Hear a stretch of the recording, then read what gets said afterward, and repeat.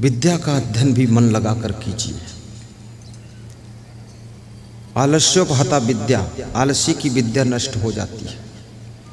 8 चीजें विद्यार्थी को जीरो पर पहुंचाती हैं। कामम, क्रोधम तथा लोभम, स्वादम, श्रृंगार, कौतुके, अति निद्रा, अति सेवा, विद्यार्थी ही अष्टवर्जयत। यदि विद्यार्थी के अंदर काम वासना की खुराफात पैदा हो गई है तो विद्यार्थी विद्या अध्ययन में फेल हो जाएगा। यदि विद्यार्थी को क्रोध बहुत आता है तो सफलता उसको नहीं मिलेगी, क्योंकि क्रोध करने वाले का स्मरण कम होने लग जाता है। यदि विद्यार्थी लोभ है, लालच है उसको, यदि वो स्वाद का आसक्त है, वो ठोंस ठोंस कर खाता है, वो विद्यार्थी विद्या अध्ययन में सक्सेस नहीं होगा। विद्यार्थी को कम खाना चाहिए। अल्पहारी गृहस्थ त्यागी विद्यार्थी पंचलक्षणम काक चेष्टा बको ध्यानम स्वानिद्रा तथयुचा। कौवा जैसी चतुराई हो, बगुला जैसा ध्यान हो, कुत्ते जैसी नींद हो, फट से उठ जाना चाहिए और थोड़ा हल्का भोजन करना चाहिए और गृहस्थी के भोग विलास से मुक्त होना चाहिए। वही विद्यार्थी अपने लक्ष्य को प्राप्त करता है। जब अर्जुन 7 वर्ष के लिए इंद्रलोक में सीखने के लिए गए थे अस्त्र शस्त्र विद्या को, तो वहां पर लास्ट में उनको नृत्य कला सिखाई गई। इंद्रदेव ने कहा कि एक कला बाकी रह गई, नृत्य कला भी सीख लो। तो नृत्य कला जब सीखने लगे, जो नर्तकी उनको सिखा रही थी, सिखाते सिखाते वो मोहित हो गई, सम्मोहित हो गई, आकर्षित हो गई और उसने कहा कि मेरे साथ विवाह करो, मेरे साथ सांसारिक संबंध करो। अर्जुन ने कहा यहाँ सीखने आया हूँ, यहाँ पर विवाह करने नहीं आया हूँ, भोग विलास करने नहीं आया हूँ। तो उसने श्राप दे दिया। बोले श्राप दो चाहे 3 ताप दो, विषय भोग नहीं करूँगा। अर्जुन डिगा नहीं और ऐसे अस्त्र शस्त्र की विद्याओं को सीख करके आया। 7 वर्ष सुरपुर ही सिधाए, देव अस्त्र सब सीख कर आया। 7 वर्ष तक वहाँ पर रहे थे। मैं बेंगलोर गया था आज के 7-8 साल पहले। रात में 11 बजे मैंने देखा लड़के लड़कियाँ बाउंड्री कूद कर कहीं उधर भागे जा रहे थे। तो मैंने कहा ये कहाँ से भाग रहे हैं? तो मेरे साथ अग्रवाल जी बैठे थे, बोल रहे थे ये बाहर से पढ़ने आए। तो हमने कहा बाहर से पढ़ने आए तो सड़क से कूद कर उधर कहाँ भाग रहे? तो बोले सब खुराफाती है। तो हमने कहा तो पढ़ेगा क्या? बोले सब बर्बादी है। तो हमने कहा तो ज़रूरत क्या यहाँ आने? बोले आनंद ले रहे हैं, बेवकूफ़ लोग हैं और क्या करेंगे। यहाँ से माँ बाप धान की फसल उगा करके, गेहूं की फसल उगा करके, बेच करके ठीक ठाक चप्पल जूते माँ बाप नहीं पहन पाते हैं, न कपड़े ठीक से पहन पाते हैं। सब पैसे कमा करके इकट्ठा करके बेटे और बेटी को फीस के लिए दे देते हैं, किताबें खरीदने के लिए दे देते हैं, बेंगलोर भेजते हैं, दिल्ली भेजते पढ़ने के लिए। वहाँ पर तुम सैर सपाटे करते हो, फैशनेबली करते हो, वहाँ इधर उधर घूमते हो। बर्बाद करना है बाप को, मिट्टी मिला देना है क्या? और बाप तो बर्बाद होगा नहीं, वो जो होना था हो गया, बर्बाद तुम खुद हो जाओगे। इसलिए याद रखना, इधर उधर घूमने की आदत छोड़िए, फैशनेबली छोड़िए। बेंगलोर में करके अर्जुन की तरह इधर उधर भटकिए मत। कृपया अब जो सीखने गए हो उसको सीख करके लौट कर आइए, ताकि युद्ध मैदान में, जिंदगी के अखाड़े में, जिंदगी के महाभारत में तुमको विजय प्राप्त हो सके, सफलता मिल सके।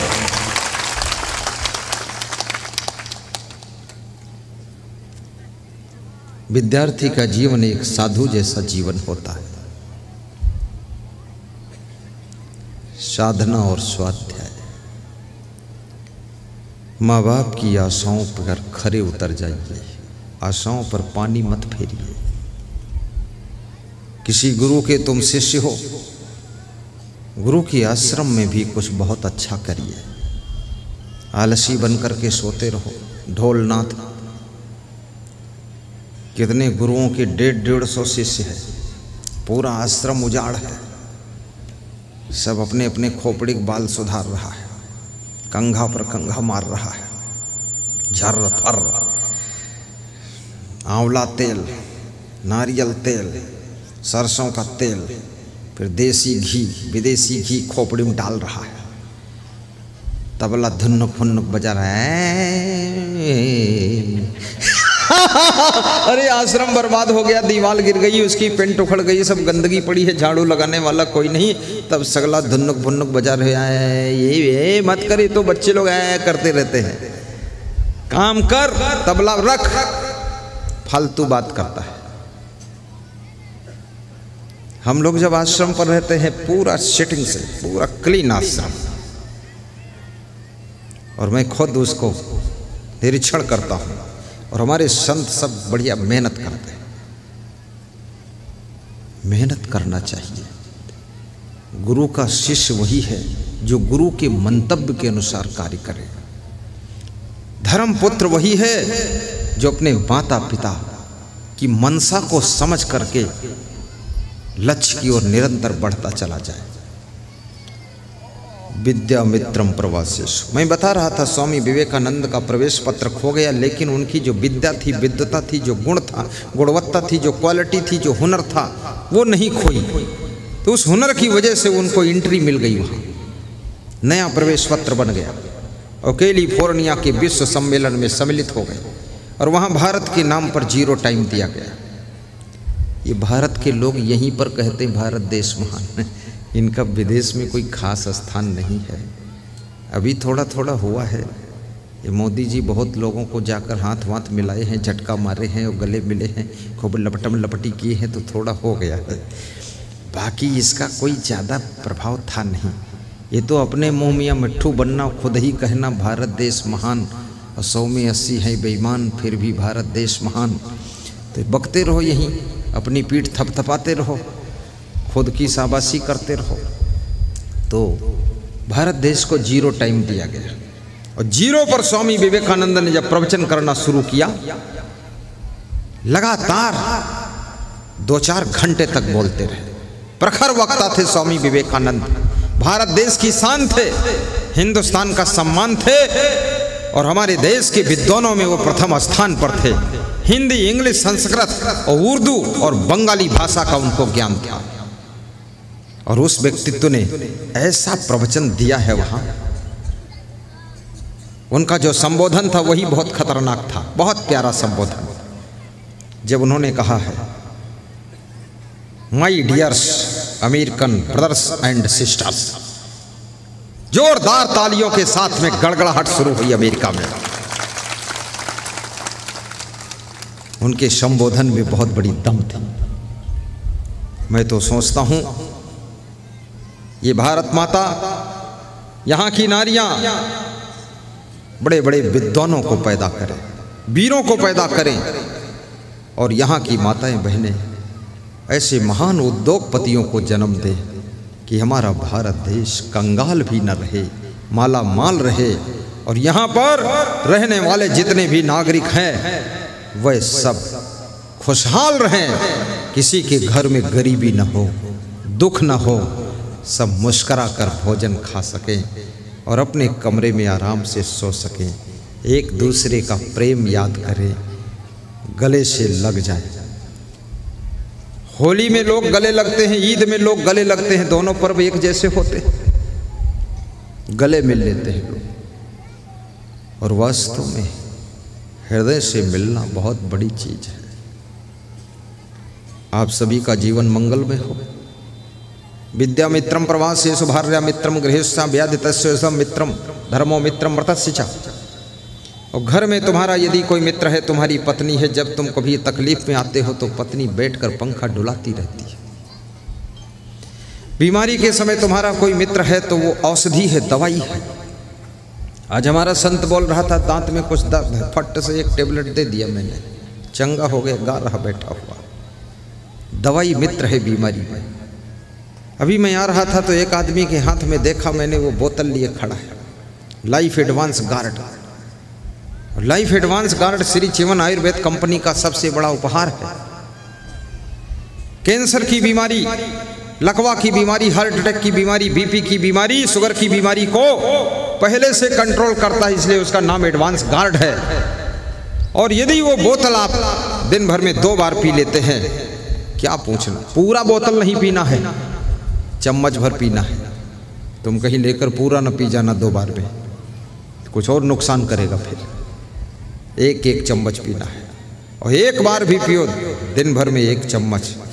मैंने 1 ही बोतल पिया हूँ, हर वर्ष से ज़्यादा इस वर्ष मेरा दिमाग फास्ट काम कर रहा, बिल्कुल एक्टिव लगता है, अर्जुन का धनुष बाण चला रहा। दूसरा पिया ही नहीं हो, नहीं तो ये सब चांदनी वादनी फट जाएगी, बहुत फास्ट माइंड हो जाएगा।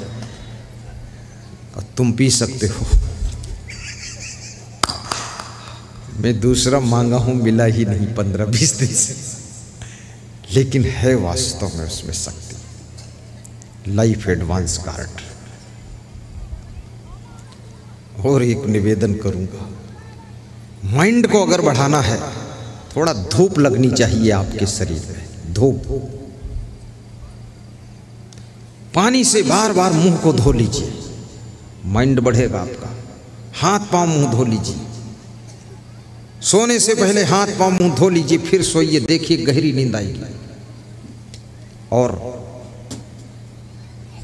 दिन भर में कोई फल जरूर खा लीजिए, कुछ न मिले तो गाजर मूली खा लीजिए, और सस्ता केला खा लीजिए, 1-2 केला। केला कोई साधारण चीज है, केला अकेला काफी है, इसलिए नाम उसका केला। कोई फल खाओ ना खाओ, केला। और कभी कभी थोड़ी खीर भी खा लिया करो, थोड़ा सेवई बनाकर खा लिया करो, और सेवई ना मिले तो ईद में बस मुस्लिम भाई के यहाँ जाकर 1 बाल्टी पी लिया करो। गुरुद्वारा में गुरु नानक देव की जयंती थी, तो वहाँ शरबत पिला रहे थे। तो एक लड़का बाल्टी भर शरबत ले गया भर के, सरदार लोग पिला रहे थे। तो सरदार ने पूछा, ये बाल्टी भर कहाँ लिए जा रहे हैं? बोले मम्मी है, पापा है, बहन है, भाई है, चाची है, दादी है, सब पिएंगे। तो सरदार जी ने बाल्टी भर दिया कि ले जाओ। सरदार लोग सेवा में तेज होते। आधा घंटे बाद वो लड़का फिर आया बाल्टी लेकर, बोला और 1 बाल्टी दे दो। बोले अब क्या करोगे? बोले अभी आधा परिवार बच गया। बोले ले जाओ, फिर दे। फिर आधा घंटे बाद वो आया लड़का बाल्टी लेकर, और फिर बाल्टी भरा और लेकर जा रहा था। तो सरदार ने पूछा, आप कहाँ लिए जा रहे हो तीसरी बाल्टी? बोले अब भैंस को पिला रहा हूं। ऐसा दुरुपयोग कि भैंस को शरबत पिला। बोले भैंस को भी तो पता चलना चाहिए गुरु नानक देव की जयंती है। क्या बात करते हैं लोग। किसी चीज का दुरुपयोग मत करना। ईद में भी सेवई सीमित खाना, होली दिवाली में पकवान सीमित खाना, बहुत ज्यादा नहीं। और कबीर जयंती में भोजन भी सीमित करना। साहिब बंदगी भी बोलना, वालेकुम सलाम भी बोलना, जय सिया राम भी बोलना, नमस्कार भी बोलना, कुछ न बोलना।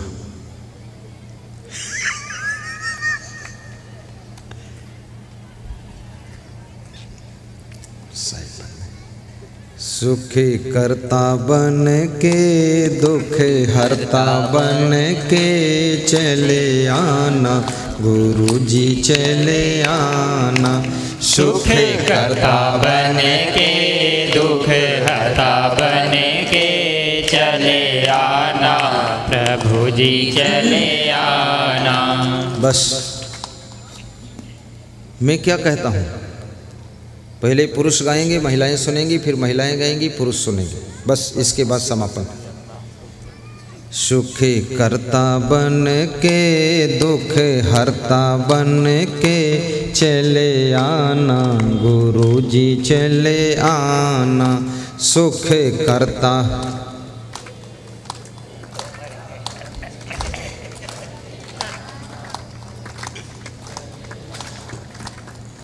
आवाज नहीं निकल रही है, पता नहीं क्या गले में फंसा है। और महिलाएं गाएंगी, तुम सुनोगे, देखना। कभी राम बन के कभी श्याम बन के चले आना, गुरु जी चले आना। कभी राम, जोर से, पीछे वाली बहनों तुम भी। कभी राम बन के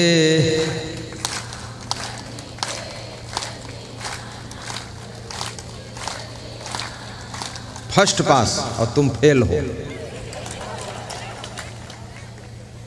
बिल्कुल सही नंबर दूंगा, क्योंकि कल तो प्रवचन करना नहीं, भगा भी दोगे कोई बात नहीं, भागूंगा तो कासिमपुर रात सो जाऊंगा, पर सही बात कहूंगा फेल हो।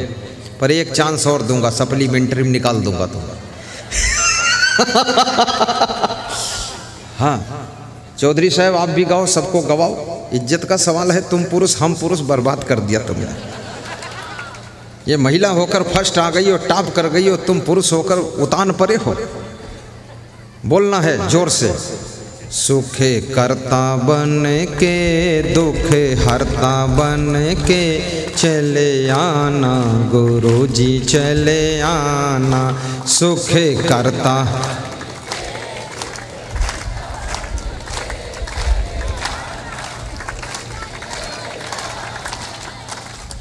रुक जाओ, तुम चालू करो।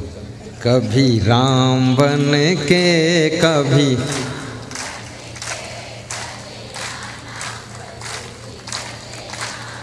बस इतने में ही चले आएंगे, ज़्यादा चिंता मत करो। बहुत मज़ेदार बात है, ये जब गाती है तो लगता है बांसुरी की आवाज़, और इधर जब लोग गाते तो ऐसा लगता है बांस की आवाज़।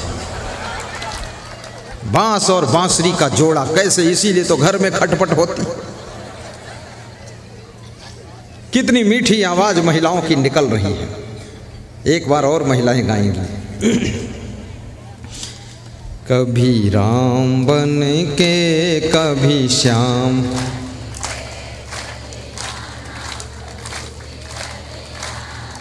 एक बात सोचो बस, इनकी आवाज में इतना दम क्यों? क्योंकि ये किचन में रहती, रसोई में रहती है। पुरुष की रोटी में जितना घी लगा दे उतना ही खाने को पाता है, और इनके लिए घी का डब्बा हर समय खुला रहता है, इसीलिए दम है इनमें।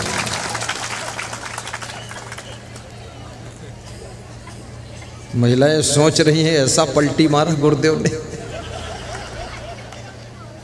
आज लास्ट सत्संग है, आनंद कर देते। बस विराम लेने वाला हूं, 2 मिनट सांसद साहब से बोलवाऊंगा, और एक विदाई का गीत विजय कुशवाहा आपको सुनाएंगे, उसके बाद समापन हो जाएगा। रुला देंगे विदाई के गीत में। विजय तैयार रहना, बढ़िया बात। एक चीज़ बताऊं, ये माताएं जब गाती हैं तो पुरुष सब सुन करके ललचा जाते हैं कि इतना अच्छा गाती है, इतनी अच्छी आवाज़ है। फिर पुरुष मन मन में सोचते हैं, क्या सोचते हैं, थोड़ा और गा दो, चलो एक बार गा दो। कभी राम बन के कभी,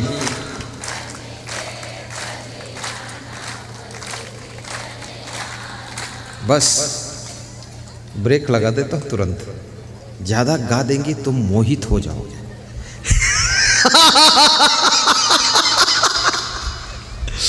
और बड़ी मजे की बात है,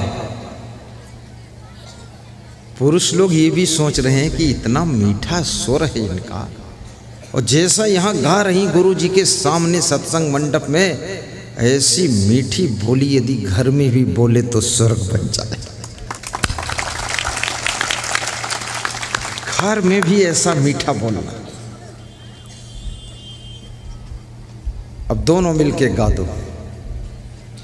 कभी राम बन के कभी श्याम बन के चले आना, गुरु जी चले आना। कभी राम बन के कभी,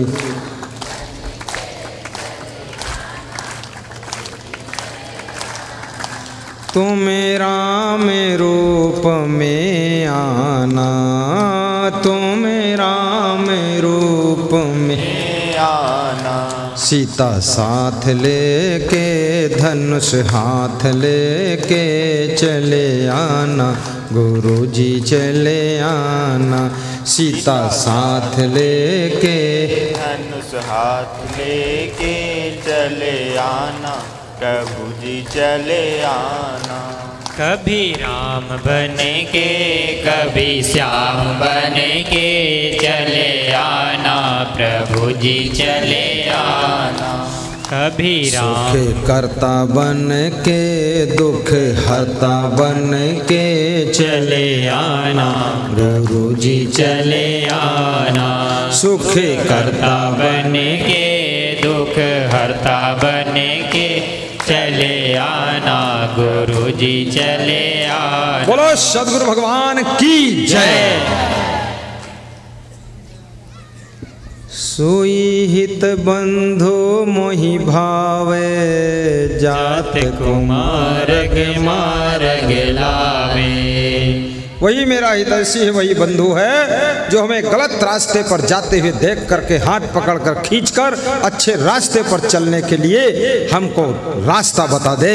उसी मेरा बंधु है, भाई है, सखा है, वही मेरा दोस्त है, वही मित्र है और वही मेरा हितैषी है।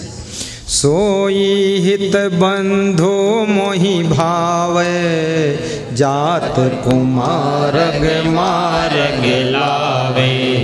सो सयान मार्ग रही जाई, करे खोज कब हूँ न भुलाई। वो सयाना है, बुद्धिमान है, समझदार है, चतुर है, कुशल है, पारंगत है, निष्णात है, प्रवीण है। कौन? जो अच्छे मार्ग पर ठहर करके चलता रहे, बार बार विचलित न हो, उसे बुद्धिमान कहा जाता है। सो सयान मार्ग रही जाई, करे खोज कब हूँ न भुलाई। कभी फिर भूले ना, भटके ना, इधर उधर खिसके ना। एक बार समझा दिया गया शराब मत पीना, छोड़ दिया, दोबारा कभी पीना ही नहीं। एक बार गुरु ने समझा दिया ऐसा करना, वही करना। एक बार समझा दिया गया कि क्रोध नहीं करना, गम खा लेना, जिंदगी भर गम खा लो। जो गम खा लेता है उसके जिंदगी की गम कम हो जाती है। जो गम नहीं खा पाता है वो खुद ही दुनिया से कम हो जाता है। इसलिए गम खाने वाले हमेशा सुखी